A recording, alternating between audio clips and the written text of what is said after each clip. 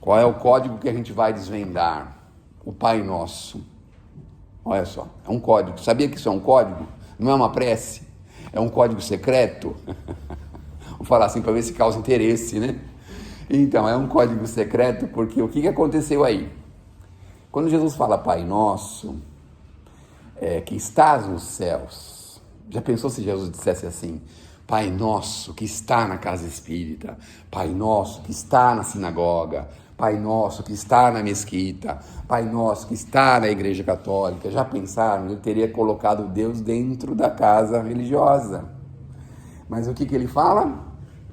Que estás no céu, quer dizer, tirou da casa religiosa e colocou ao ar livre, vamos dizer assim, na natureza, fora de uma casa segregada. Isso é uma coisa interessante, porque a gente nunca parou para pensar isso, não é?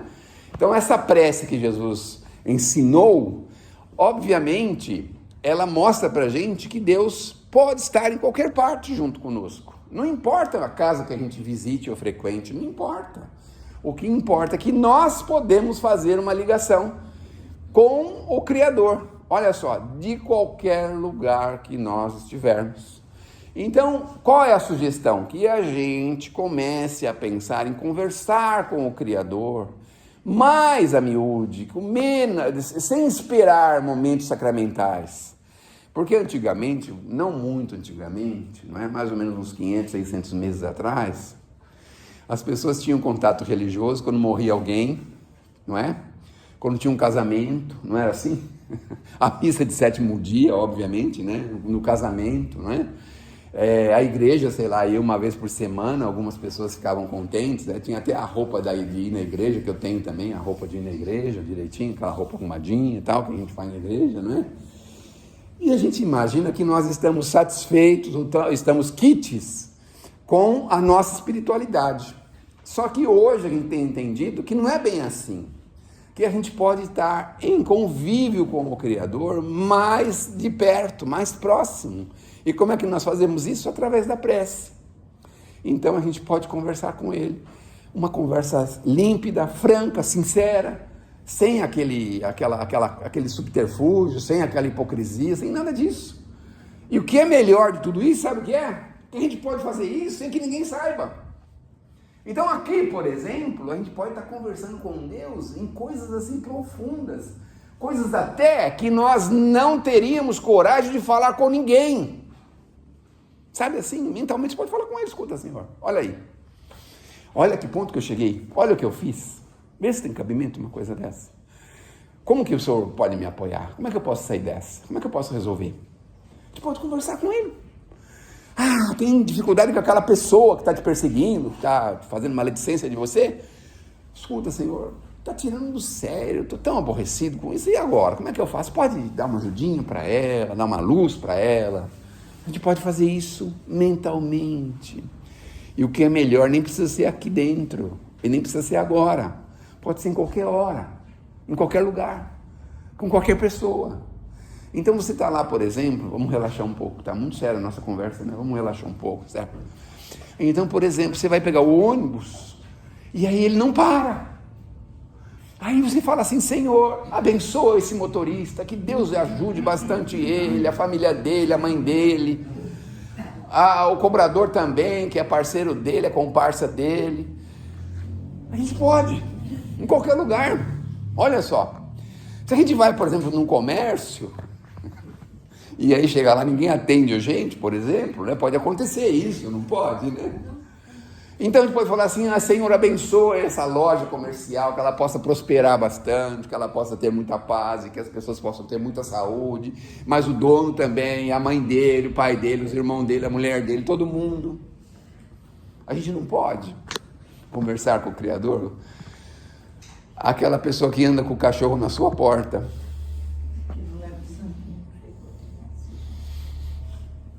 Eu só falei que anda com o cachorro na sua porta, não falei mais nada. Aí você pode fazer com o vizinho que eu tenho ali. O vizinho fala assim, escuta a porta da minha casa, não é a porta do paraíso, não é? Todo mundo vai para o céu, você, o seu cachorro, todo mundo que gosta dele.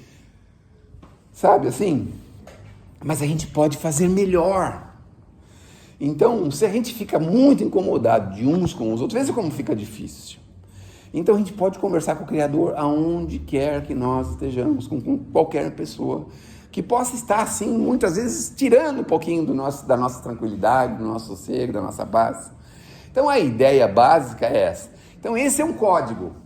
O código é esse, nós podemos conversar com o Criador em qualquer lugar, não precisa ir para uma casa religiosa específica. Mas aí tem mais código no Pai Nosso, sabe por quê?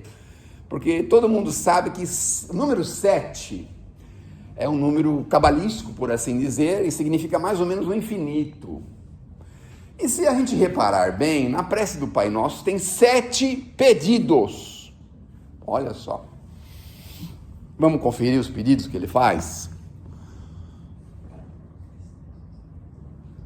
Santificado seja, vamos lá, seja o vosso nome.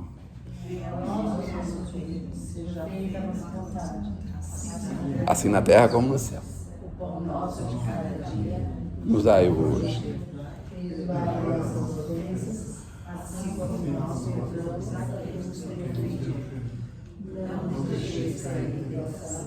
E livra-nos do mal. Olha aí. Quantos deram? Deu 7 ou deu 8? Se deu 8 é porque tem um que está junto.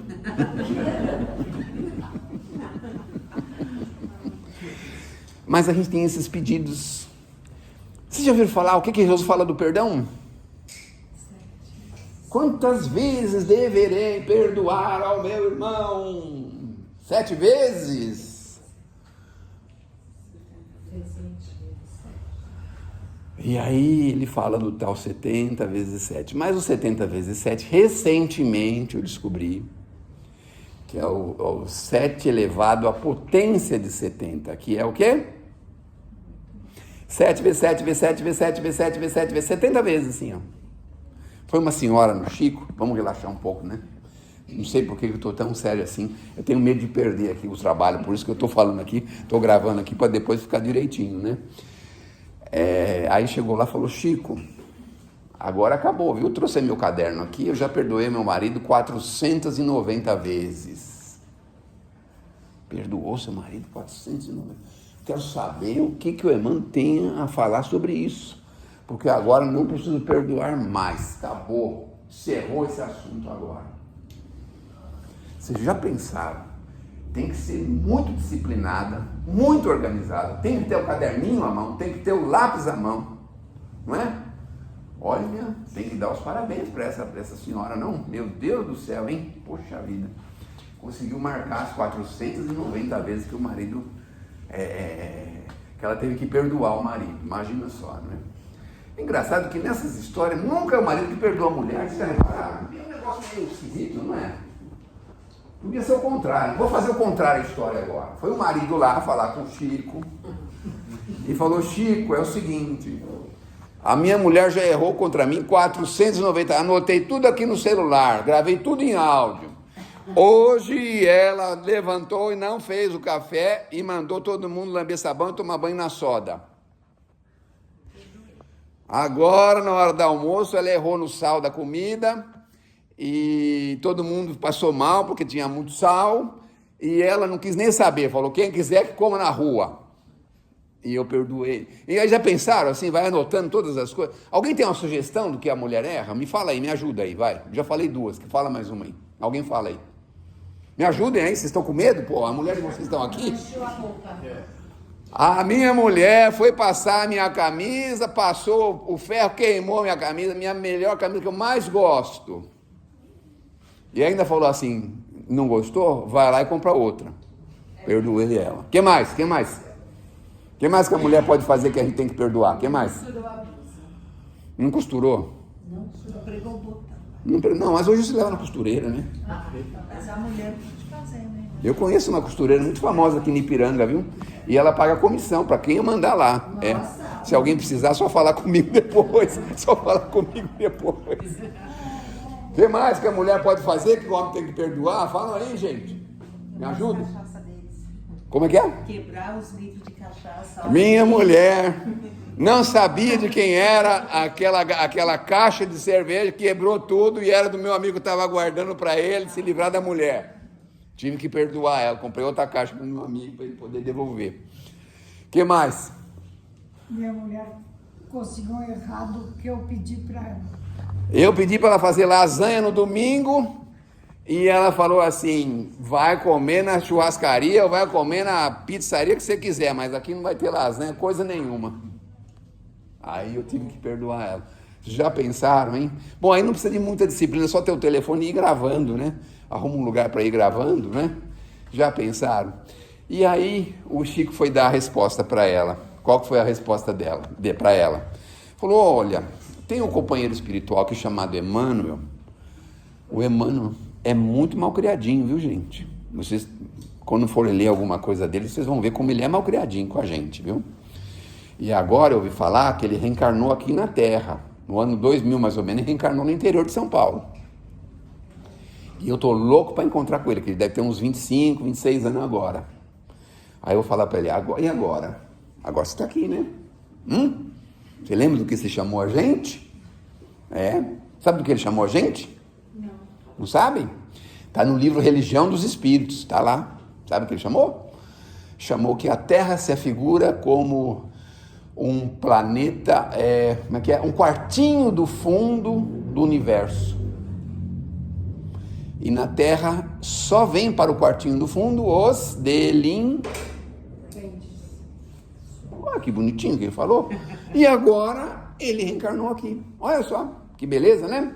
Então quero encontrar com ele para falar isso para ele. Eu ia fazer um puxadinho. Fazer um puxadinho do quartinho do fundo.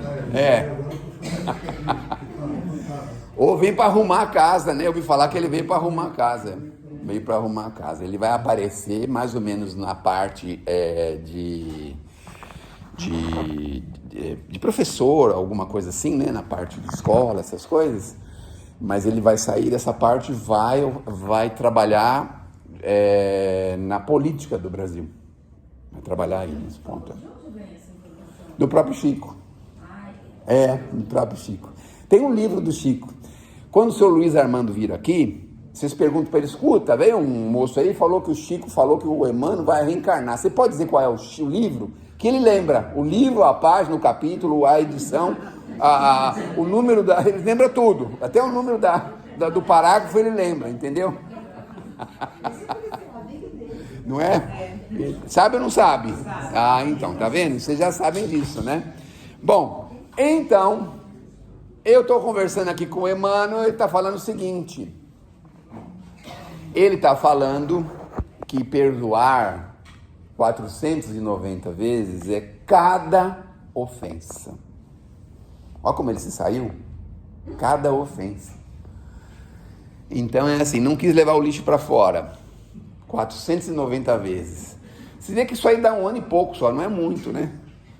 Mas se o lixeiro passar 2 vezes por semana, então são 100 vezes por ano, são mais ou menos, dá uns 4, 5 anos só de não levar o lixo na rua. Mas será que ele não vai levar nenhuma vez por ano? Uma vez ele vai levar, né? Porque você pode também fazer o seguinte, se ele não quiser levar o lixo de jeito nenhum, vamos resolver os problemas agora, para não precisar perdoar. Vamos resolver agora os problemas. Se ele não quiser levar o lixo de jeito nenhum, aí você fala assim, bom, você não vai levar o lixo, então a gente também não vai produzir lixo, então nós não vamos fazer comida. Não é? Não é mesmo? Não é assim? Outra coisa, esqueceu a toalha em cima da cama. Isso não costuma acontecer muito, né? Não costuma. Não costuma. Como é que a gente vai resolver isso? Como é que vai resolver isso? Esqueceu a toalha em cima da cama. Como é que faz? Faz ele lá pegar. Faz ele pegar. Mas às vezes é difícil fazer isso, né? Deixa a toalha lá. Não sei por que vai tirar a toalha de lá. Tá molhado, deixa molhado lá. Não, deixa molhado onde está. É mais fácil, não é? O que mais que a gente pode resolver para não precisar perdoar? O que mais? Tem muita coisa, né? Bom, então, a ideia básica é essa. O perdão dos 70 vezes 7 está associado a esse bendito número 7, que são os 7 pedidos da prece do Pai Nosso, que vai mostrando para a gente, abrindo um horizonte, um leque pelo qual a gente vai aprendendo a lidar com as coisas maiores da vida. Então, basicamente, o que nós efetivamente precisamos é isso, é conhecer pensar a respeito, sabe assim, refletir a respeito. Porque normalmente a gente lê, por exemplo, o Evangelho como se fosse um romance. E tem tanta coisa escondida lá dentro, mas tanta coisa, a gente não tem noção do que está escondido lá dentro. Tem uma passagenzinha que é interessante, que diz assim, a parábola, aquela parábola em que o Senhor dá 5 talentos para um, 3 para o outro e 1 para o outro. Não tem uma parábola assim? Não é? Dos talentos.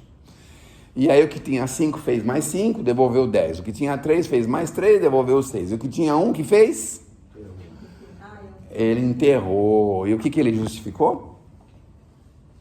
O que ele justificou? Tive medo de perder o seu talento.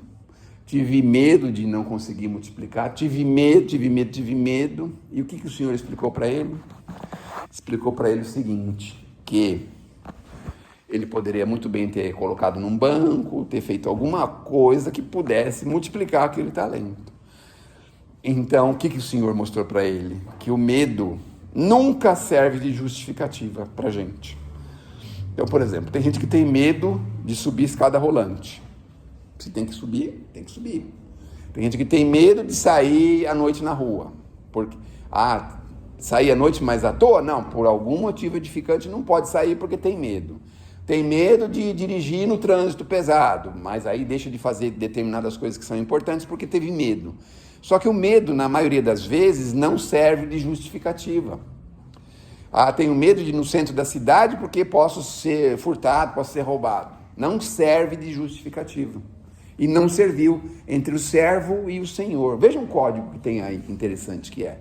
Porque a gente não tem medo de tanta coisa. Aí vem outra coisa que é interessante. Como a gente vai lidar com esse medo? E o problema é o seguinte, por que a gente tem esse medo? A gente vê as coisas na televisão, vê coisas assim acontecendo e tudo. Só que mostra pra gente que nós precisamos fortalecer o entendimento que nós temos nas coisas maiores da vida. Porque existe uma lei na criação, no universo, que é absolutamente perfeita.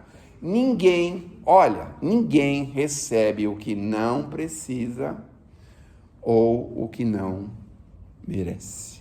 É difícil falar isso? É difícil. Então é assim, você saiu e teve um percalço, um problema qualquer na rua, alguma necessidade você tem disso. Isso não é um mero acidente, um acaso, não é um mero acaso, um acidente.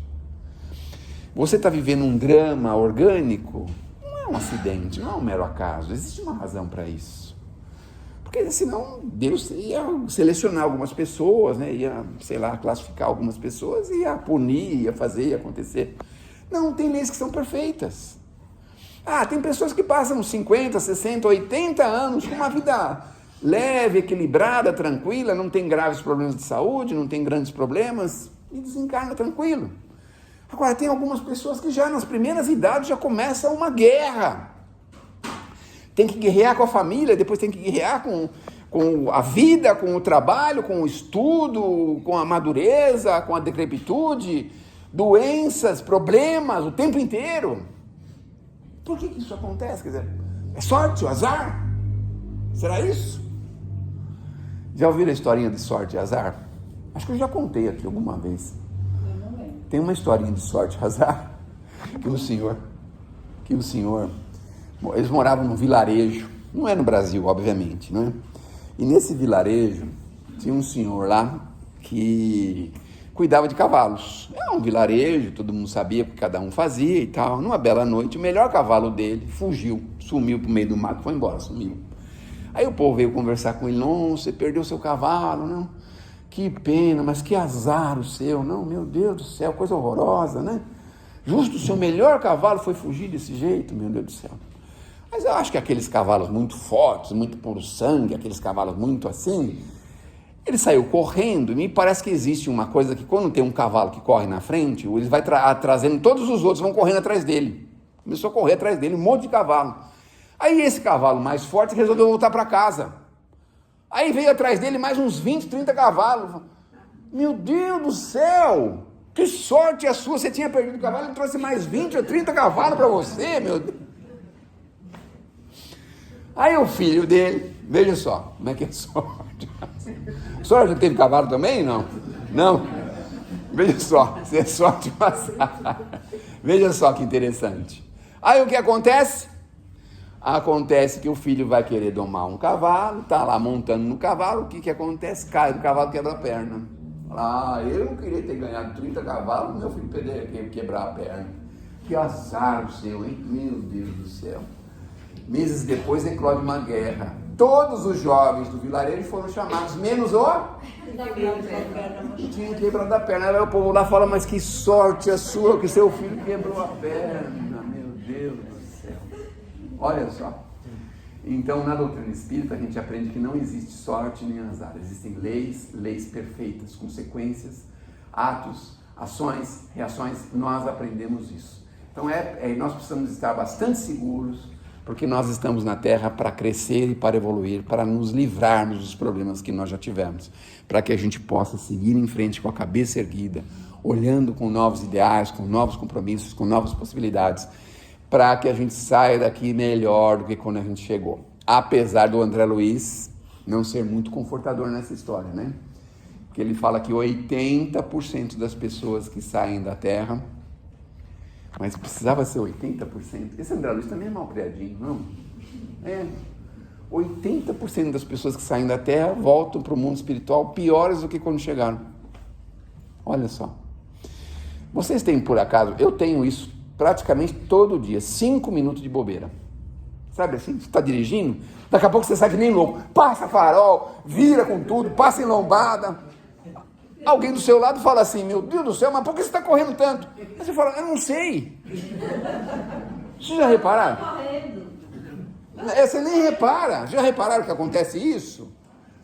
Aí vem de novo o André Luiz e fala assim pra gente, 5 minutos de bobeira é capaz de atrapalhar a nossa vida por 1 século. Aí você pensa, mas como assim, né? Vamos imaginar nessas bobeiras que a gente tem no trânsito, como eu ouvi no dia de hoje, uma senhora me dizendo assim, você foi fazer o trabalho lá dentro com as presas, tá? Eu tenho uma amiga que está presa nessa penitenciária. Meu Deus do céu, mas o que aconteceu? Aconteceu que ela saiu, bebeu um pouquinho a mais e saiu com o carro, atropelou uma pessoa na calçada e tirou a vida da pessoa. 5 minutos de bobeira, olha só.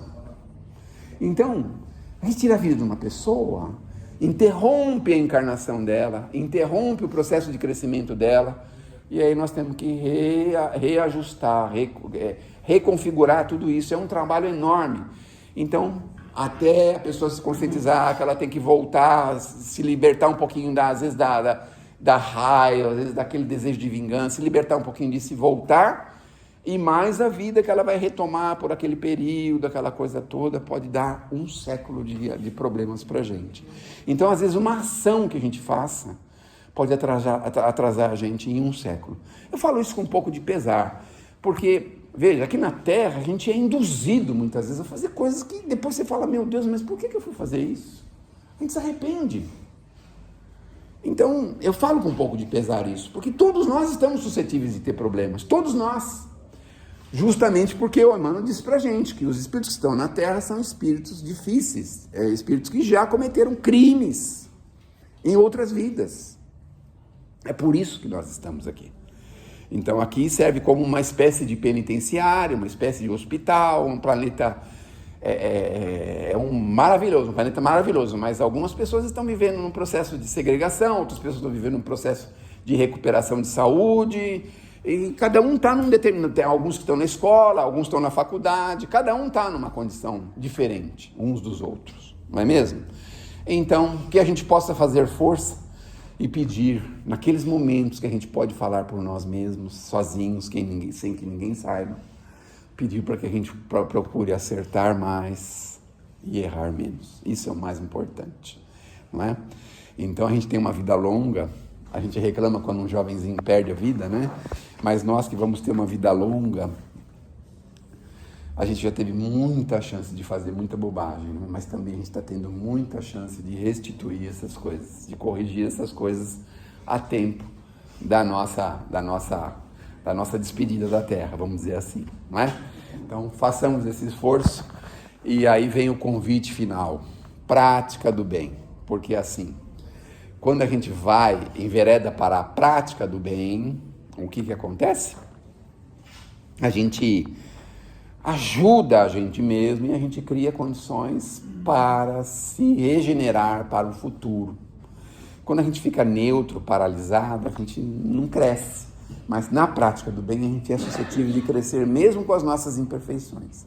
Tem uma mensagenzinha chamada Remuneração Espiritual, do Emmanuel também, e ela diz assim: quando a justiça divina vem nos cobrar uma dívida, ou atual ou passada, e encontra a gente na prática do bem, manda a providência divina que a dívida fique suspensa por tempo indeterminado. Olha que legal que é isso.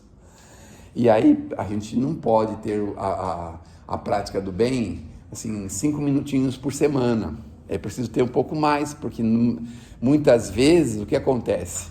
Os nossos cobradores vão chegar numa hora que nós estamos ociosos, e aí? Aí complica, né? Então é preciso encontrar gente fazendo alguma coisa boa por alguém. Essa é a ideia.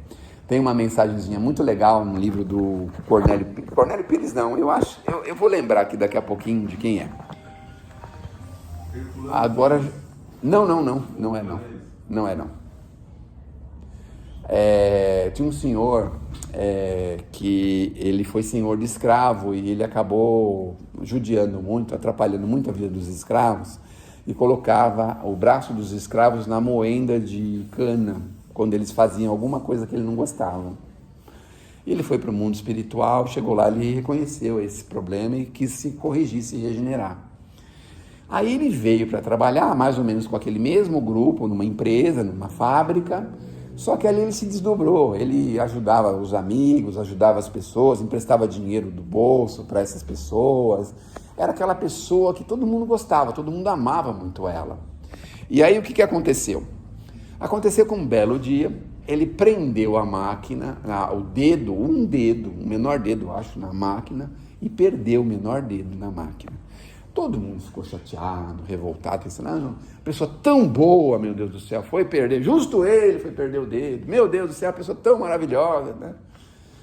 E ele também ficou indignado, ficou chateado com isso. Aí um belo dia ele tem um sonho, e aí ele vê as coisas que ele fazia no sonho, ele percebe o que ele fazia, vê o que ele fazia, e aí vem alguém e fala assim: olha, por você ter agido e trabalhado no bem, nós fizemos o seguinte: nós reduzimos o seu problema. Você deveria ter perdido o braço, mas por você ter militado, trabalhado profundamente na prática do bem, a providência divina resolveu o seu problema grave do seu passado apenas com um dedo. Então, mesmo em condições adversas que a gente pode estar sofrendo, é sempre importante pensar assim: poderia ter sido pior, não é? Que Deus nos abençoe, que Jesus nos ilumine. E olha, não perca as esperanças, viu? Na semana que vem pessoas muito mais competentes aqui para falar com vocês, tá bom? Não desanime, viu? Continue vindo, continue recebendo a assistência espiritual. Os espíritos se desdobram para nos ajudar. E eles não querem saber o que aconteceu com a gente.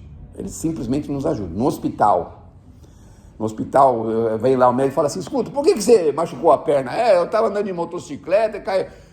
Já não tinha te falado para você não andar de motocicleta? Então você vai esperar, vou tratar de outro que não estava fazendo tal. Você acha que eles fazem isso? Eu fiquei uma vez no hospital, um amigo meu, eu não posso falar de coisas pessoal, é só de outras pessoas. Mas um amigo meu teve um problema de apendicite e aí foi para o Hospital das Clínicas. Chegou lá, tinha de um lado um policial e do outro lado um que era contra o policial. Quem é contra o policial? O malfeitor. Eu nem podia ter falado isso, mas bom. E eu tô ali no meio, né? Aí vem a enfermeira, vem o médico, tudo cuida do mesmo jeito. Tanto o malfeitor quanto o policial. Quanto a mim também, lógico, né? Porque já pensava, você está fazendo coisa errada, então vai morrer aí. Não, eles cuidam do mesmo jeito. Então os espíritos, quando recebem a gente lá, ele vai perguntar o que a gente fez, abusou, não abusou, fez o que não devia. Não, ele vai fazer o que é possível para nos ajudar. É isso que ele vai fazer. Tá bom? Muito obrigado pela atenção e até a próxima, se me permitirem voltar.